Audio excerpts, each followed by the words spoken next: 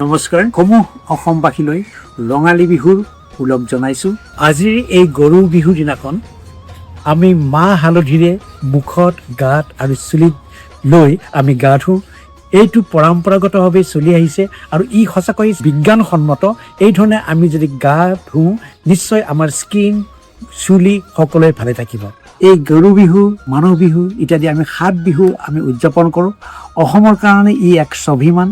সমগ্ৰ অসম তথা উত্তৰ পূৰ্বাঞ্চল তথা ভাৰতবৰ্ষ তথা বিশ্বই আজি স্বীকাৰ কৰিবলৈ বাধ্য হৈছে যে আমাৰ বিহু অনৈক্যৰ মাজত ঐক্যৰ মাজত এক অনবদ্য। অসমীয়া জাতিটোক, অসমীয়া সংস্কৃতিখিনিক জীয়াই ৰখাৰ কাৰণে এক নতুন সংকল্প লৈ আমি আগবাঢ়ি যাব পাৰোঁ। আমি এতিয়া নলবাৰীলৈ যাব ওলাইছোঁ।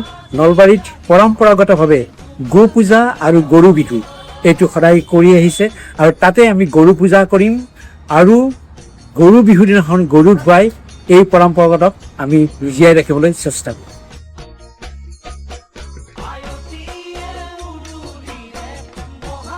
মই খেতিয়কৰ কতে হাল বওঁ, গৰখীয়াৰ গীত গাই যাওঁ।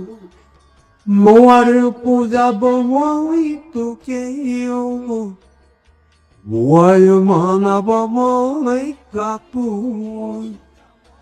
মোৰ পথাৰৰ ৰোৱনী, মোৰ পথাৰৰ দাৱনী। দেহৰ গামোচা বোৱা শিপিনী